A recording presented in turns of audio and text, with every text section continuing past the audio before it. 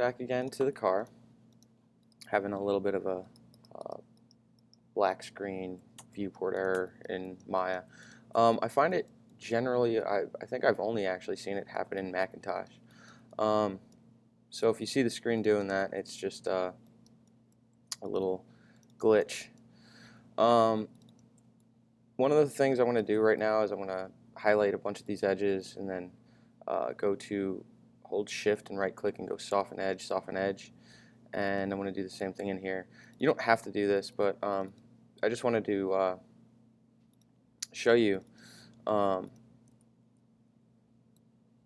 notice the difference here where I've gone down these two rows here, straight down and around, and from this triangle these two here, and you'll notice there's a big difference in the way that Maya shades it, basically. So you can go ahead and make things look softer if they have a more softer edge, such as in this case like a rounded shape, which is really beneficial, especially if you're using, like when we get to it later, the Maya software renderer. It makes a big difference at certain places. So here I'm just going to go soften edge, and now you'll see it's actually much more softer.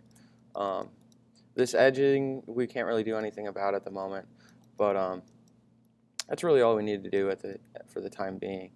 And you'll notice places like this get this harder black shadow, and that's from the soften edge depending on the angle to the way you're looking at it. So it's a pretty sharp edge going this way, so it doesn't necessarily soften it very well on very hard, sharp edges from certain camera angles. Now, going back to this, what I want to do is I'm going to extrude this just to catch up a little bit here, and I'm going to go extrude. And what I'm doing is I'm just giving myself enough area here to get around this fender. And what we're going to do is we're going to actually create a semicircle, sort of, to create the shape around this fender. And it's really important, especially in this case it's a car, but if it were something else, we would want to make sure that we had the correct topology for something that's going around something like this anyway. And we're talking about more specifically correct edge loops and things like that. And I'm just giving myself just enough to get around the car's wheel well there. And here we go.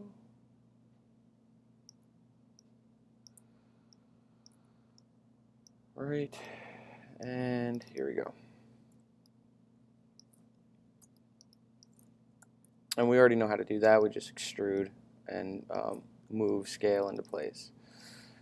So one of the things that's really, really super important when it comes to modeling something like a round shape, in this case here, this is really actually pretty good, and more than likely would be acceptable for this project, for something of this caliber. But if it were something more specific, we would want to make sure that we had the correct topology. And I'm going to show you how to get that. So we're going to go ahead and do that. And the way we do that is the same exact way. We're cutting into these shapes. So we started a box model just to get our basic shape out there, right? And now what we're going to do is we're going to create the correct topology to go around the wheel well. And because it's a round cylindrical shape, we're going to start with a cylinder. And we're going to change the attribute editor to 8 subdivision axes, and then rotate it at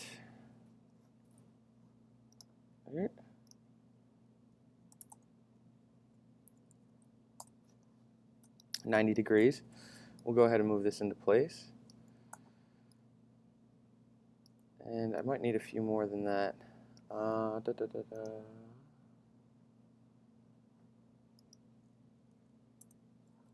go with 12. So from here, what I can do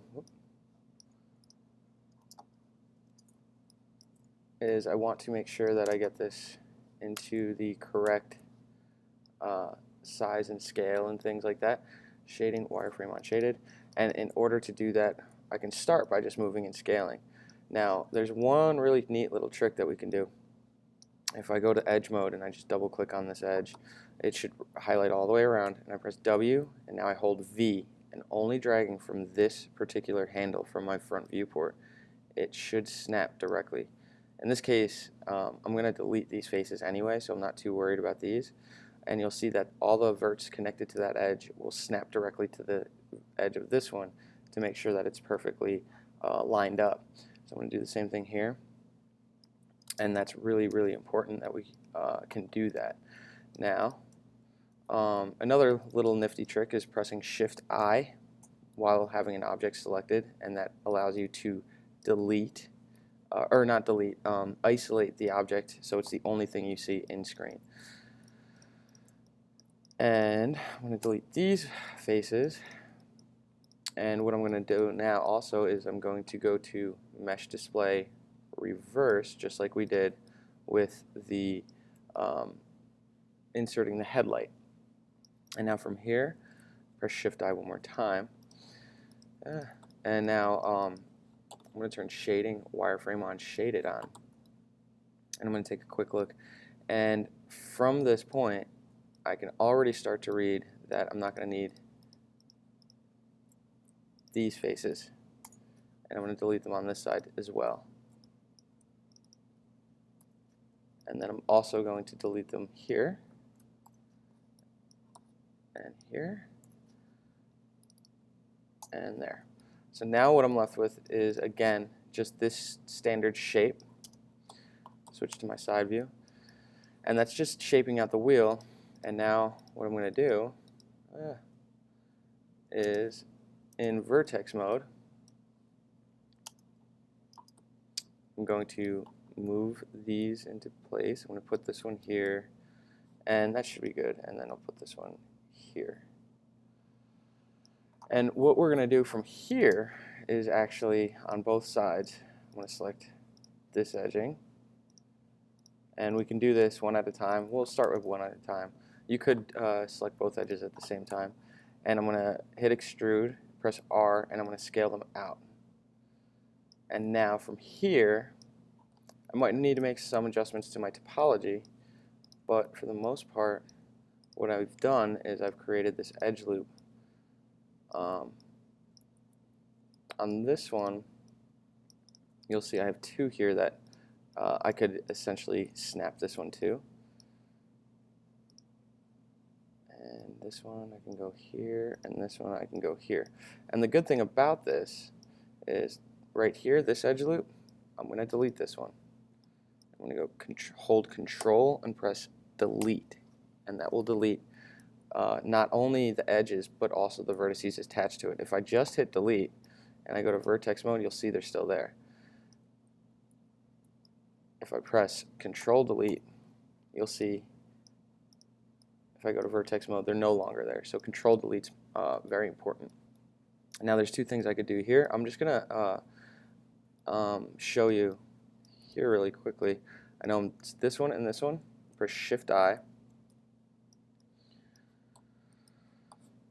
And I'm going to go to vertex mode. And there's a couple ways to do this. I could delete one and then move into place. Or if I'm just want to merge them to center, I can do that, and that'll get rid of that extra face in between them as well. And there we go. And now I'm going to unselect my object and press Shift-I and go to vertex mode. And there we have it. So now I've got a couple things here. That's good. That are starting to play into the shape. Now another thing I need to do is I need to make sure I have geometry that'll line up here down the direct center, so I can use my insert edge, my multi-cut tool, and then I'm going to highlight that, highlight that edge, hold V, and snap directly along that line, and that'll allow me to merge any vertices there. Now I can also isolate two objects simultaneously. I'm selecting both of these, just the fender and the wheel well I'm creating. Select off, and I'm going to go to edge mode, and I'm going to highlight that edge, and I'm going to do the same exact thing I just did. I'm going to extrude, press R to scale out, and then from here I'm going to enter my vertex mode, and I'm going to highlight, holding V, and I'm going to snap these into place.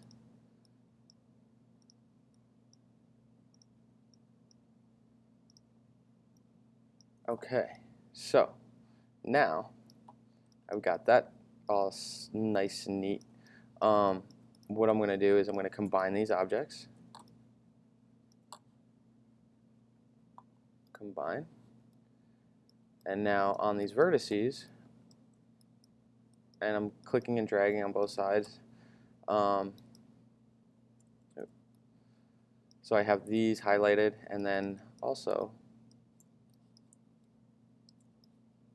these, I think. Oh, I don't even need those ones highlighted yet. Or these ones, I meant. Okay. So from here, what I'm going to do is hold right click, merge vertices, and that will start to combine it. And then here I'm going to enter edge mode. I'm going to double click this edge, and it should just circle around this one. If it's running up any point, that means it didn't fully merge. And then, the vertices didn't fully merge. It should just highlight the bounding box of that open hole there. Hold shift, right click, and go to fill hole. And now I'm going to use my multi-cut tool, and I'm going to cut right down here, and press return. And I'm going to do the same thing over here. Double click, hold shift, right click, fill hole. And I'm going to highlight here, and now I've got my edge loop correct, going around that wheel well. So when I press 3, you'll see enter smooth mode, it lines up. It looks nicer as far as the topology goes. And you'll start to see these edge loops. These are known as edge loops. So that's a great thing. That's what these are and here are as well. We're just cutting into our geometry and creating edge loops. So that's where we're going to stop today. We're just going to cover that. And then if I turn off shading wireframe on shaded, and I'm going to unisolate, I'm going to go in here, and I can just go ahead and highlight these and soften edge, and now I've got it's starting to round out that area. And once I get to a certain point, I might be able to mirror and use some of this on the back part, but we'll get to that later. So for today, that's all we've got. Just a little bit more on merging vertices and combining objects, but also creating edge loops. So thanks for watching.